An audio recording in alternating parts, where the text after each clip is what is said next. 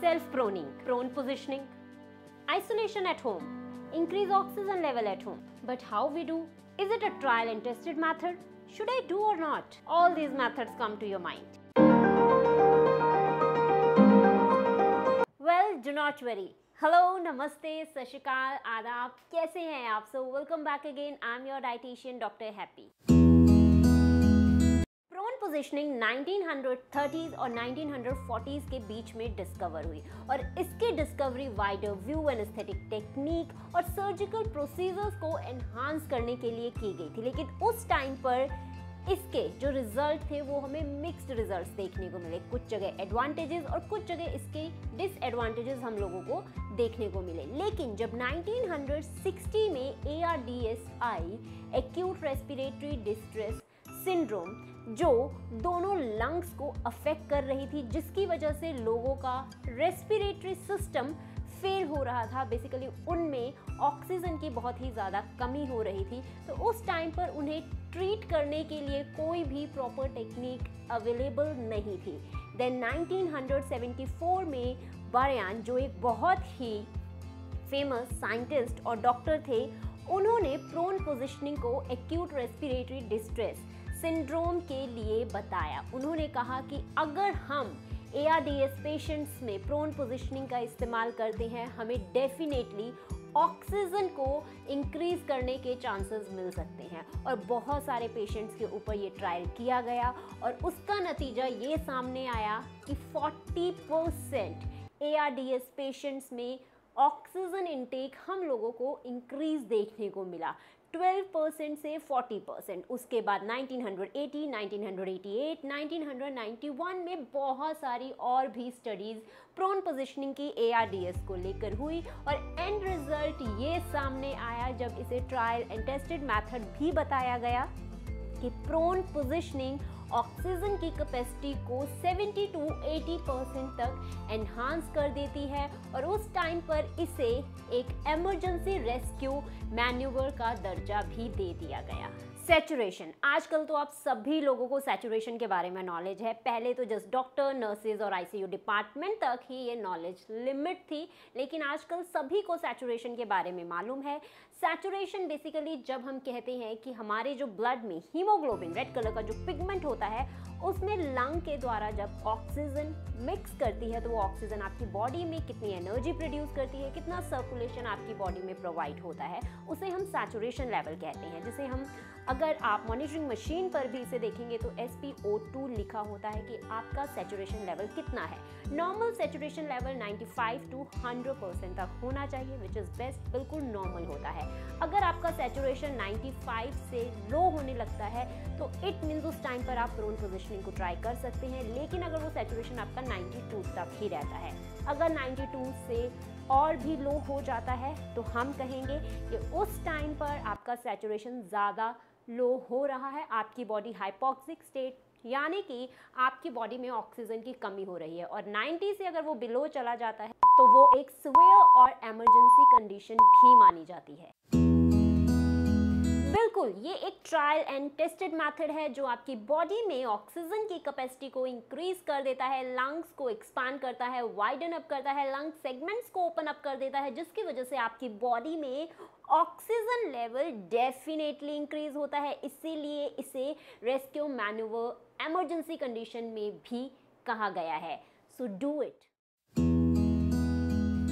बहुत सारी कंट्रीज हैं जो प्रोन पोजिशनिंग को अप्लाई करती हैं। ऐसा नहीं है कि जस्ट इंडिया ही ऐसी कंट्री है। इंडिया ने जस्ट इस कंडीशन को लाइमलाइट में दे दिया है। अगर आप चाइना की बात करें, अमेरिका की बात करें, ऑस्ट्रेलिया की बात करें, UK की बात करें, सभी जगह पर ICU में बेसिकली प्रोन पोजिशनिंग का इस्तेमाल किया जाता है। और अगर उनकी ऑक्सीजन लेवल इंक्रीज नहीं होता, उस टाइम पर यही एक रास्ता होता है। अगर हम कोविड पैंडेमिक की बात भी करें, जब हर जगह हम कह सकते हैं कि हमें पेशेंट्स बहुत ज़्यादा देखने को मिल रहे थे और अभी भी मिल रहे हैं, तो उस टाइम पर prone positioning is the best method which increase enhance your oxygen capacity in your lungs.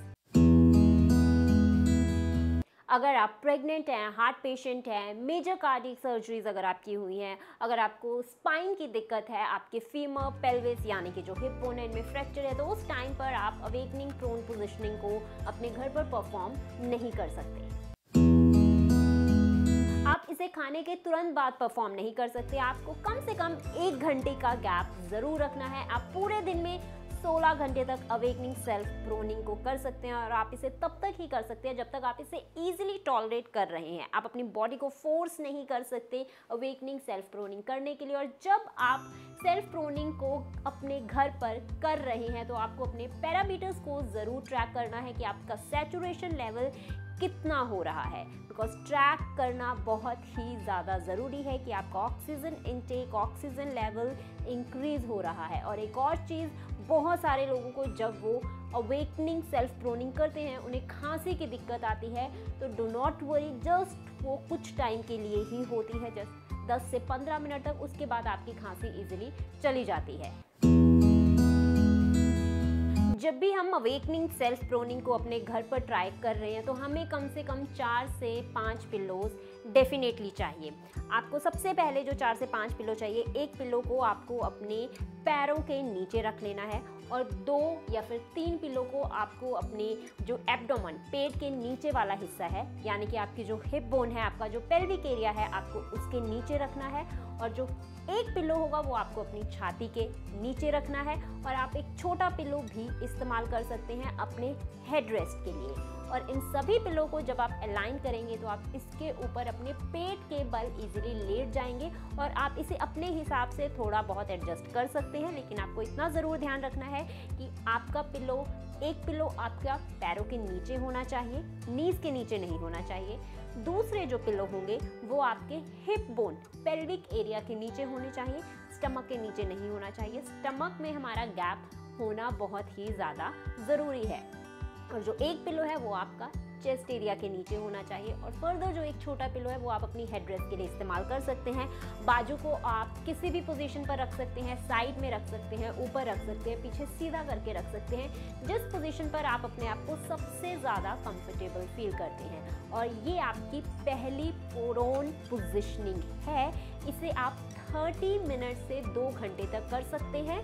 30 minutes minimum है, लेकिन आई टेल यू कि जब आप इसे कर रहे हैं, जितनी देर तक आप इसे इजीली टॉलरेट कर रहे हैं, आपको सिर्फ उतनी देर तक ही करना है। अगर आपकी किसी पर्टिकुलर बोन, जॉइंट या मसल के ऊपर स्ट्रेन, स्ट्रेस हो रहा है तो आप इसे उसी टाइम पर रोक देंगे। जब आप इसे परफॉर्म करेंगे उसके बाद आप अपने सारे के सारे पिलोज उठा के रख देंगे साइड पर। उसके बाद आप राइट लैटरल पोजीशन पर आएंगे, यानी कि आप अपने राइट साइड पर एक साइड पर लेट जाएंगे। आपके पास सिर्फ एक ही पिल्लो होगा उस टाइम पर जो आपके हेड के नीचे होगा। हैंड पोजीशनिंग आपकी कोई भी हो सकती है, आप चाहे हेड के नीचे रख सकते हैं, ऊपर रख सकते हैं, जैसे आप अपने को कंफर्टेबल फील करते हैं। अगेन आप उस पोजीशनिंग में लंबे लंबे सांस लेंगे, inhale exhale, inhale exhale, normally आप करते रहेंगे जितनी देर तक आप कर सकते हैं। Timing is again same, 30 minutes to 2 hours. After that आपको लेफ्ट लेटरल पोजीशन पर ट्रांसफर कर जाना है। सेम तरीका वही होगा हमारा, एक पिलो आपके हेड के नीचे होगा। आप आर्म रेस्ट कैसे भी रख सकते हैं। उस टाइम भी आपको 30 मिनट से 2 आवर्स तक ही लेफ्ट लेटरल पोजीशन में भी ऑक्सीजन को इनहेल करना है, कार्बन डाइऑक्साइड को एक्सहेल करना है। सभी 30 मिनट्स टू 2 आवर्स तक ही होनी चाहिए, जितनी देर तक आप इसे इजीली टॉलरेट कर सकते हैं। उसके बाद आते हैं हम अपने सिटिंग पोजीशन पर। आप इजीली सिट करेंगे, लेकिन जब आप सिट करेंगे तो आपके जो लंग है वो एक्सपैंड होने चाहिए। जब हम नॉर्मली बैठते हैं तो हम स्लाउच करके बैठते हैं, तो उस टाइम पर हमारे लंग्स एक्सपैंड होनी चाहिए। तो उसके लिए आप कोई बेड के ऊपर हैं तो बेड टेबल रख सकते हैं, चेयर रख सकते हैं, पिलोज रख सकते हैं, जो भी आपको क्वाइट कंफर्टेबल लगता है। आप उनके ऊपर अपना हैंड इजीली रख सकते हैं ताकि आपकी जो छाती है बेसिकली वो चौड़ी हो जाए। जितने आपके लंग एक्सपैंड होंगे उतनी ज़्यादा ऑक्सीजन उसके अंदर जाएगी। अगेन आपको रेस्टिंग पोजीशन पर ही करना है, स्ट्रेस नहीं आने देना है। अगर आपको पीछे से बैक में दिक्कत हो रही है तो आप उसकी सपोर्ट के लिए पिलोज का इस्तेमाल भी कर सकते हैं। आप इस पोजीशन में भी अगेन नॉर्मली इनहेल करेंगे, एक्सहेल करेंगे, और जब आपका ये साइकिल कंप्लीट हो जाएगा अगेन आप इसे दोबारा भी रिपीट कर सकते हैं। This is the method how we do awakening self proning, और you you can see the prone positioning at our home in isolation or quarantine period. Thanks for watching the video. I hope this video may be very beneficial for you. If you like the video, hit the like button. I'll meet you in the next video. Till then, take care, bye bye, be safe and be happy.